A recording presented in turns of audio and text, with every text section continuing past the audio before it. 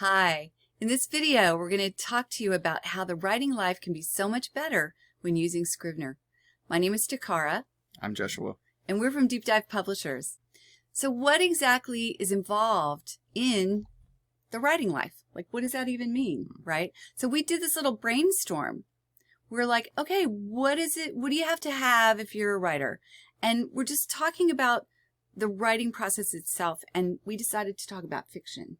Right. So take it away. Yes. So for fiction, there is, you have your story idea, and then it also depends on what type of story you're trying to tell here, because if you're, no matter what type of story, you have a lot of different things that need to be handled during this process. First, you're going to have a lot of ideas, and you need somewhere to put those ideas. And then once you kind of have a bit of an idea of what you're even trying to do, you have world building, which if you're doing what I'm doing, science fiction and fantasy, there's a lot of elements that go into it because you're doing an entire alternate world where you have fictional geography, peoples that rose up in those geographies, and cultures that developed in that location, and religious systems and all those different things. You need somewhere to keep all those ideas, because especially if it's like your main place that you're focusing on, there's a lot of stuff happening. You need your characters, you need your character development. Your characters are dependent on, their backstories, which you need to keep track of. You need to have, especially with characters with, shared pasts. Okay, what was the intersection point? Did they grow up together? Did they meet later in life? What are the things that they did together? Even if it doesn't go into the book itself, you need to know these things because it's going to determine how those people interact with each other. Right. And that's true no matter what genre you're doing. The story and the plot itself needs to be organized to a certain extent. You need to, of course, brainstorm as you're coming up with certain elements, whether you're going to use an outline or not. You need to have certain things that you need to know. You might be able to just Stephen King it and just jump right in and start figuring it out. Pants everywhere, right? But even Stephen King, there are complaints that his endings aren't very good. So there are reasons to do that. And of course, as you go, you'll have ideas come to you as you're writing. I have recently a new character that came in that's like, hey, I'm super important for everything. So you need to reconsider a lot of what you were thinking beforehand because I'm here now. So those things can also happen, which will throw your organization capabilities and your notes into chaos unless you have a way to keep them organized. So there's kind of two ways to do any of this, right? There's old school, right? You have you have notepads, you have papers everywhere. And for real, like I write nonfiction, okay?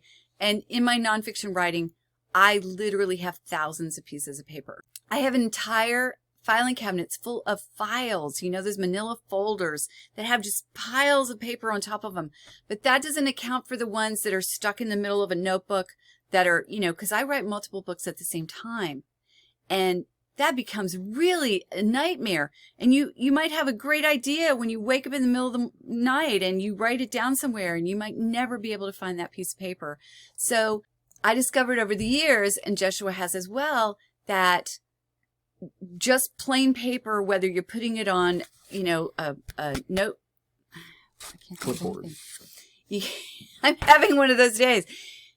Whether you put it on a clipboard, or you have it in a 3-ring binder, or you have it in a spiral ring notebook, or you have it just on loose leaf paper, or you have little tiny bits of paper, wherever that is, it becomes completely unwieldy, right? Mm-hmm. So the other option is to digitize it all. And you had some opinion about some of the digital stuff with Yeah, so with digital note keeping, it's much easier to keep track of it because hopefully you're going to the same place every time. And with Scrivener, it's really easy to make it all in the same place so you can actually find everything that you're doing, because that's definitely the biggest problem with physical note keeping.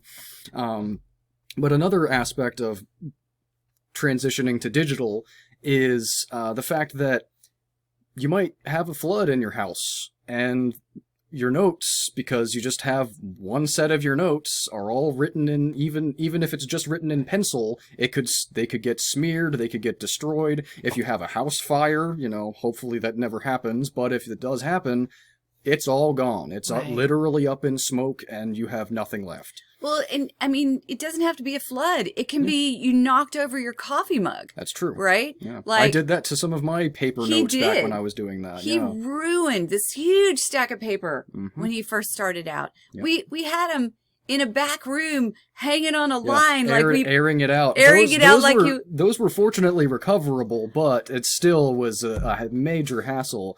But with digital, you can also go ahead and have backups. You could, if you want to, go and have a cloud option.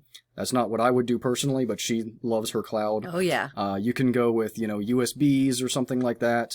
If you were not using cloud, they often recommend having 3 sets of backups, 2 different mediums preferably, and one which is off-site, so like a different location. So if you do have that house fire or that flood, even if the other backups and your hard drive are destroyed, you still have that one USB or whatever you're using that was off, at your cousin's or whatever. Right. That's so still accessible. It's safe somewhere. So like when I was in the corporate world, I started working with computers back in like 1995. No, 85. It was 1985. I was still in college. And you didn't have cloud. Mm-hmm. You didn't have USBs. You had these big floppy disk things, right? They were horrible. But I can't tell you how many hard drives have crashed all these years, right? So at one point, I got one of those cute little guys that are like an external hard drive, where and you can get software that automatically backs up to them. So I had a laptop and I had a desktop. And I mostly worked on the desktop, but I would occasionally work on the laptop. And so I would, plug in this little hard drive to the desktop, and then I would unplug it and take it to the laptop and plug it in to update that particular computer with the newest things I'd been doing. And I happened to be paying attention one day when I plugged it in, and I was seeing it was deleting files. The little hard drive was deleting files rather than updating and changing them. The hard drive and the software had gone bad. I happened to catch it. I already had a copy on another computer, thank heavens, right? But I had to destroy that, and then now I couldn't use that hard drive as a backup. So that is why I use cloud. Right. That's why I use a cloud, because even my hard drive went bad, my external. Yeah. So it is. Yeah. It can be a hassle doing your own backups, but that's up to you. Right. So there is the one method is, to have a million notes and try to keep them organized and try to find the one you're thinking of when you need it. Right. Or there's digitizing it all. And then there's this software called Scrivener that does an incredible job of helping you stay organized, because that's its purpose, right? Yep. It was created for writers by a writer who couldn't find any software that did what he needed it to do. So he created it. Yep. Right. Yeah. He learned how to program and he programmed Scrivener. Right. And you use it all the time. Yep. That's my go-to. Granted, I've not tested every one of the, writing softwares and all of that, so there are other options that are also good, but it's what I have been using for a long time. It is not the first option that I've gone, it's not the first thing I started using. I've used other things beforehand, and now that I use Scrivener, it's all he uses. I intend to just continue using Scrivener. Right. And it's not that expensive, and when you buy it with our link, you get a great bonus. Yeah. Yeah. Yeah. For the price of a decent date or a video game, you can get Scrivener 3 for life. You'll have to update again when Scrivener 4 comes out, but that's, potentially years from now. And it's discounted if you got Scrivener 3 first. So. Right. So it's easy. Yeah. All right. Yeah. If you liked the video, go ahead and leave a like. If you have any questions, go ahead and leave a comment.